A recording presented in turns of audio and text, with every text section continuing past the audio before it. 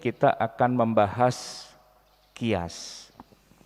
Apa itu qiyas? Ya, berasal dari kata qasa yaqisu qiyasan, yang artinya secara sederhana adalah mengukur atau membandingkan. Misalnya kalau kita bilang Masjid An-Nabawi ini besar loh, luas, kira-kira luasnya segede lapangan sepak bola.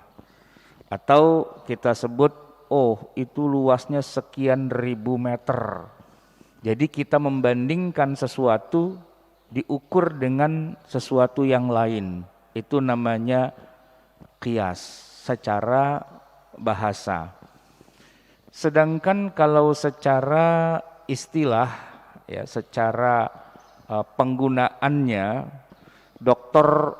Wahbah Az-Zuhaili menyebutkan bahwa qiyas itu ma'rifatu qadri syai'i bima yumathiluhu, mengetahui ukuran sesuatu sesuai dengan yang semisalnya. Atau juga secara terminologi beliau menyebutkan ilhaqu amrin ghairu mansusin ala hukmihi syar'i bima yumathiluhu.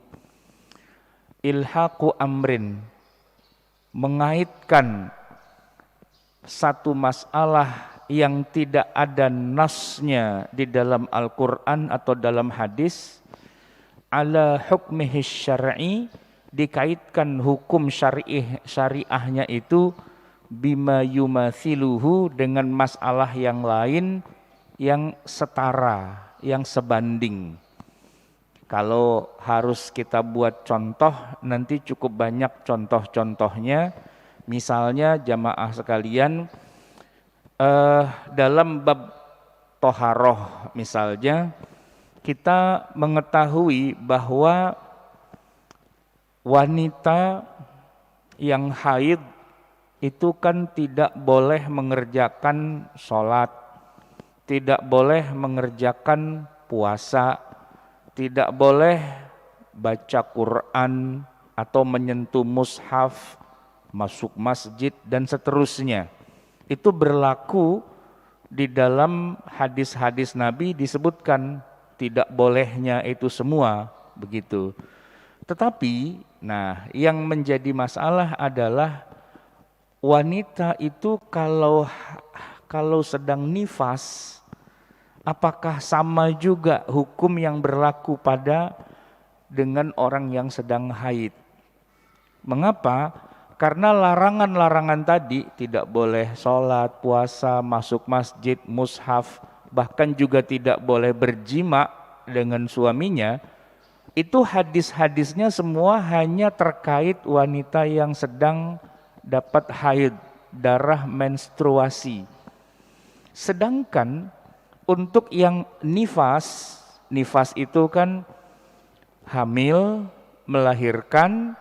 Nah, begitu melahirkan darahnya keluar bisa sampai 40 hari, maksimal sampai 60 hari. Nah, itu kan juga tidak boleh sholat, puasa, memegang mushaf, juga tidak boleh berjima. Nah, jamaah sekalian, sayangnya larangan-larangan kepada wanita yang nifas itu malah tidak ada hadisnya, tidak ada dalil yang melarangnya. Yang ada itu hanya untuk wanita yang sedang haid, ya. Nah, sedangkan yang wanita yang sedang nifas itu tidak ada hadis yang melarangnya. Lalu pertanyaannya, kalau tidak ada hadis yang melarang, tidak ada ayatnya, tidak ada hadis yang melarang, kenapa wanita yang sedang nifas nggak boleh sholat, nggak boleh puasa, nggak boleh masuk masjid pegang mushaf, jima? Kok bisa? Jawabannya, itulah qiyas. Para ulama melakukan qiyas antara satu masalah yang tidak ada dalilnya, tidak ada ayatnya, tidak ada hadisnya, dikias dengan masalah yang ada ayatnya, ada hadisnya, karena dia punya kesamaan illat, punya kesamaan kasus, sehingga kita semua sepakat, nggak ada khilafiyah. Perempuan lagi haid nggak boleh sholat, perempuan lagi nifas boleh nggak? Nggak boleh juga. Kalau perempuan lagi haid nggak boleh sholat, itu ya hadisnya jelas. Kunna nu'maru biqada'is shaumi wala nu'maru biqada'is shalah. Atau hadis yang lain, apabila datang haid, ya fatruki, tinggalkanlah as-shalah, fadda'i as-shalah. Itu tegas hadisnya. Tapi nifas itu tidak ada.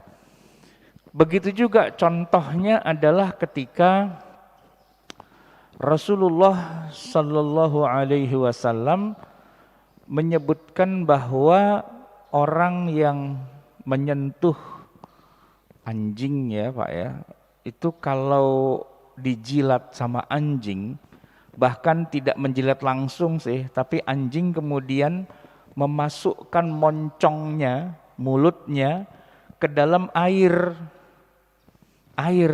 di ember, di bak, atau di kolam, atau di baskom gitu ya, wadah begitu.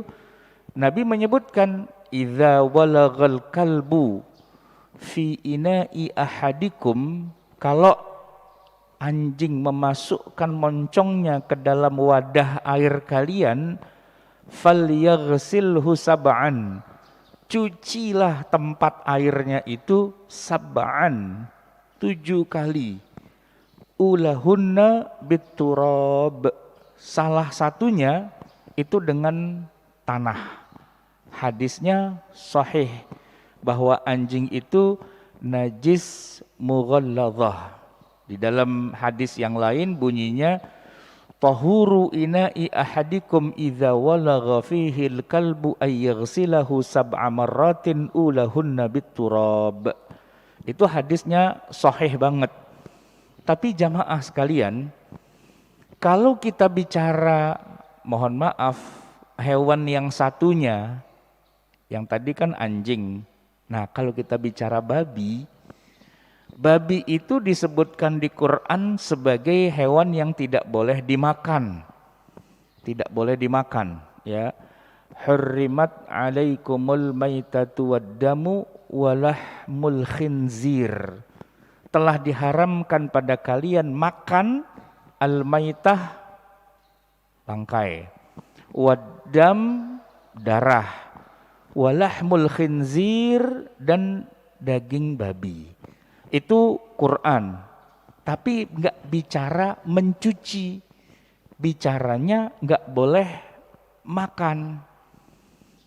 Nah, setidak-tidaknya ayat ini cuma menyebutkan sekedar najis, tidak boleh dimakan dan najis, tapi ayatnya tidak menyebutkan terkait dengan mencuci najis babi 7 kali, itu enggak ada. Ayatnya tidak menyebutkan itu. Dan hadis juga tidak menyebutkan mencuci najis babi itu 7 kali, itu enggak ada.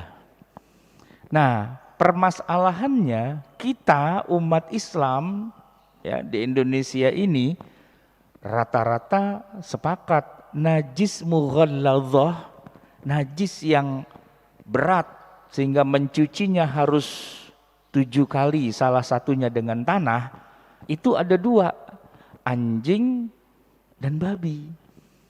Kalau anjing hadisnya sahih, tapi kalau babi enggak ada hadis yang memerintahkan mencuci 7 kali. Kalau babi itu haram, iya. Babi itu najis juga iya. Tapi bahwa najisnya harus dicuci 7 kali, itu tidak ada hadisnya. Nah, mereka yang tidak pakai kias, ya sudah dijilat sama babi, Ketemu babi di jalan, cium tangan dia, bekasnya di sini, cuci aja pakai sabun sekali, udah nggak ada baunya, gitu kan? Selesai. Tapi kita belajar fikih itu nggak begitu. Najis mughalladhah itu ada dua, anjing dan babi. Dalilnya mana? Dalilnya qiyas. Dikiaskan antara najis mughalladhahnya anjing kepada babi, sehingga babi juga menjadi najis mughalladhah walaupun tidak ada hadisnya. Nah, itu beberapa contoh ya. Sekarang pertanyaannya begini, emangnya boleh dikias-kias kayak gitu? Ini kan masalah ritual, ini kan masalah peribadatan. Kita tuh nggak boleh dong ngarang-ngarang hukum kalau nggak ada hadisnya, tidak ada dalilnya. Gimana kok ngarang-ngarang begitu dikait-kaitkan? Nah, jamaah sekalian, ilmu tentang kias ya, satu masalah yang tidak ada ayat, tidak ada hadisnya, hukumnya dikoneksikan dengan masalah yang lain yang ada ayat dan hadisnya, itu siapa yang pertama kali mengajarkan kayak gitu? Jawabannya guru besarnya, profesornya itu adalah Rasulullah sallallahu alaihi wa alihi wasallam, yang ngajarin bagaimana cara mengkias satu masalah dengan masalah lain. Itu ternyata Rasulullah sallallahu alaihi wasallam.